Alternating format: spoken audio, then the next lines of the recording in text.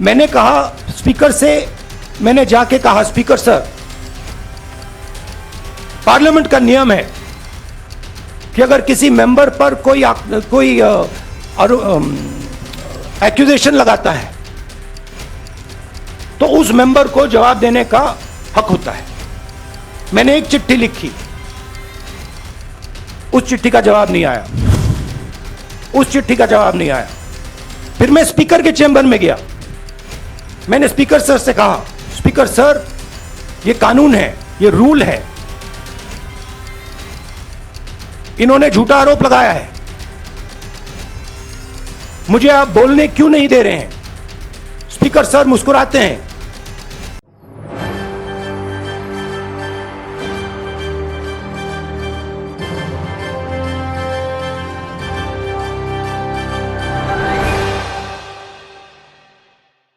मैंने आप सब से काफ़ी बार बोला है कि हिंदुस्तान में लोकतंत्र पर आक्रमण हो रहा है और इसका हमको हर रोज़ नए नए उदाहरण मिल रहे हैं। सवाल मैंने एक ही पूछा था,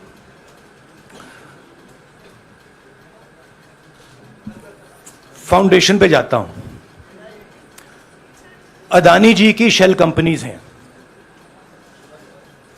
अदानी जी की शेल कंपनीज हैं, उसमें 20,000 करोड़ रुपया किसी ने इन्वेस्ट किया। अदानी जी का पैसा नहीं है, अदानी जी का इंफ्रास्ट्रक्चर बिजनेस है, पैसा किसी और का है। सवाल यह है, ये जो 20,000 करोड़ रुपए हैं ये किसके हैं? ये सवाल मैंने पूछा। मैंने पार्लियामेंट हाउस में प्रूफ देके,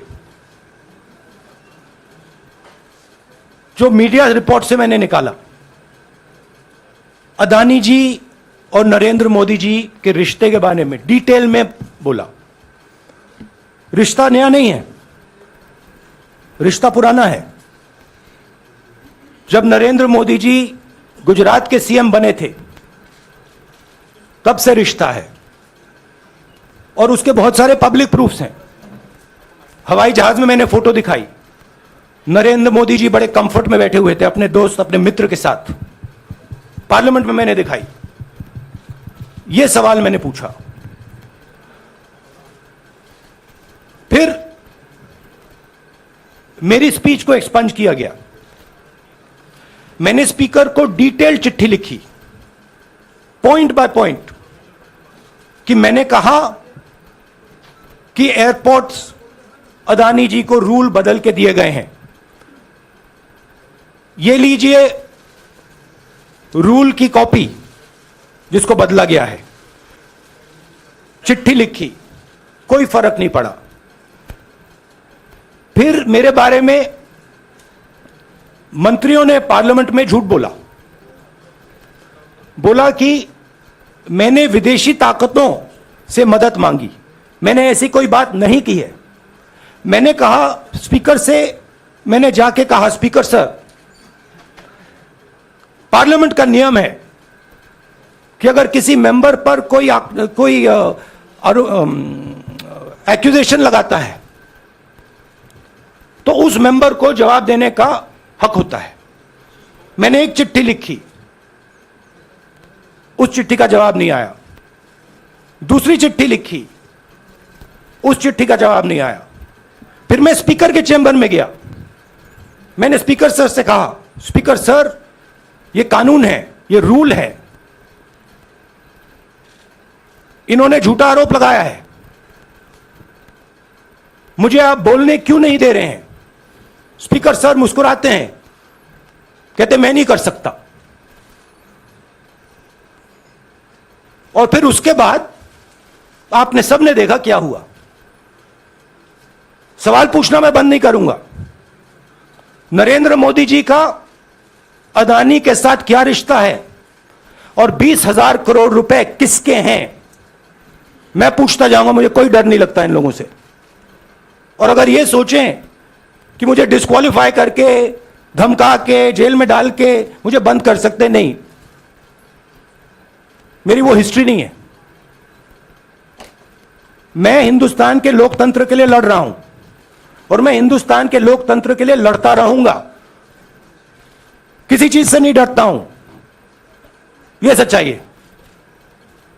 अब आप सवाल पूछिए, एक एक करके प्लीज। हाँ मोहित, आई से it in English also, sorry,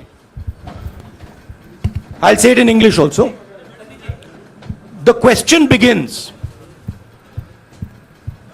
few weeks back in Parliament, where I asked the Prime Minister a very specific set of questions. Question number one, 20,000 crore rupees or $3 billion are in shell companies owned by Mr. Adani. Mr. Adani could not have generated this money. He's an infrastructure business. Where did this money come from? Whose money is it? That was the first question. Whose shell companies are there? These companies are working in the defense field. Why does nobody know whose money this is? There is a Chinese national involved in this. Why is nobody asking the question, who is this Chinese national? That was the first question. Second question was, set of questions with proof were, what is the Prime Minister's relationship with Mr. Adani? I showed a picture of the Prime Minister and Mr. Adani's plane relaxing. I gave documentation about the defense industry, about the airports, about statements made in Sri Lanka, about statements made in Bangladesh, pictures of Mr. Narendra Modi sitting with the State Bank chairman in Australia. And I put this proof on the table. Immediately after that, the BJP started its work. My speech was expunged. I wrote a letter to the Speaker with a detailed explanation on the defense industry, on the airports, with press clippings, supporting documents, legal documents, and said, this is the supporting foundation of my speech. I have not made this speech, I have not invented this. This is detailed research, here it is. Nothing happened. Nothing was revoked. My speech today is not part of the record of Parliament. The same, by the way, was done with Mr. Kharge. After that, BJP ministers lied about me in Parliament. They made the statement to distract from the Adani issue. The whole game, disqualification, and all these statements are to distract from the central question, whose money is it? 20,000 crores, whose is it? Kiska hai ye? That's the main question. The whole thing is to distract. So, they said that I've asked foreign forces to help India. Most ridiculous statement. I have never made such a statement. You can look at all the conversations I had in the United Kingdom. Not one such statement was made. In fact, I said this is India's problem. India has to resolve this problem, right? A minister lies on the floor of the House. I wrote to the Speaker and I said, Speaker, sir, it is my right as a member of Parliament, when somebody makes an accusation, to state my position. Please let me state my position. The first letter is not answered. I then write a second letter with more details, saying the names and what was said. Still no answer. I then go to the Speaker's chamber and I say, Speaker, sir, what is going on? We live in a democracy. You are the defender of that democracy. Why are you not letting me make my statement? The Speaker smiles and says, I cannot do that. Come and have a cup of tea with me. Right?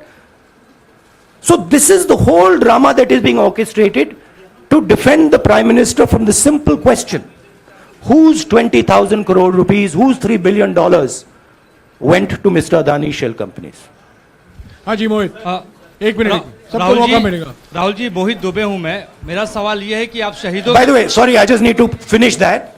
I left out a part. Look, I'm here defending the democratic voice of the Indian people. I will continue to do that. I'm not scared of these threats, of these disqualifications, of these allegations, of these prison sentences. I don't care. I'm not scared of them. Okay? These people don't understand me yet. I am not scared of them. They are used to everybody being scared of them. I am not scared of them. Right? And I will continue to ask the question, what is the Prime Minister's relationship with Mr. Adani? It is an old relationship. It is a relationship that began when he was Chief Minister of Gujarat. Mr. Adani constructed the idea of Resurgent Gujarat, organized all that. This is a partnership. It's a close partnership. I'm going to keep asking that question. Rahul ji, मैं मोहित दुबे हूं। मेरा सवाल यह है कि आप शहीदों के परिवार से आते हैं। आपकी दादी भी डिस्क्वालीफाई हुई, जनता के बीच गई, आप सत्ता में वापस आए। आज के दौर में राहुल गांधी भी डिस्क्वालीफाई हो गए हैं क्योंकि तमाम आपने इश्यूज को उठाया, चीन के इश्यूज को उठाया। क्या राहुल गांधी भी जनता के बीच में जाएंगे और वही वापसी फिर से करेंगे? राहुल गांधी भारत जोड़ो यात्रा में 4.5 महीने जनता के बीच में रहेंगे और वो मेरा काम है, वो मैं करता जाऊंगा। हाँ जी, अनवर। आज के हिंदुस्तान में जो पहले राजनीतिक पार्टियों को सपोर्ट मिलती थी, मीडिया से मिलती थी, बाकी इंस्टीट्यूशन से मिलती थी, वो नहीं मिलती है। तो ऑपोजिशन की पार्टीज को एक ही रास्ता है, जनता के बीच में जाने का। हाँ जी, अनवर। सर, भारतीय जनता पार्टी ने आप पर ओबीसी समुदाय के अपमान का आरोप लगाया है। इस पर आप क्या जवाब देना चाहेंगे भारतीय जनता पार्टी को? मैं पिछले भारत जोड़ो यात्रा में, आप मेरी कोई भी स्पीच देख लीजिए, मैं वहां कह रहा हूं सब समाज एक हैं, सबको एक साथ चलना चाहिए, भाईचारा होना चाहिए, नफरत नहीं होनी चाहिए, हिंसा नहीं होनी चाहिए। तो मेरी पोजीशन बिल्कुल क्लियर है। ये ओबीसी का मामला नहीं है, ये नरेंद्र मोदी जी और अदानी जी के रिश्ते का मामला है। 20,000 करोड़ रुपए जो अदानी जी को पता नहीं कहां से मिले, उसके बारे में मैं सवाल पूछ रहा हूं और उसका जवाब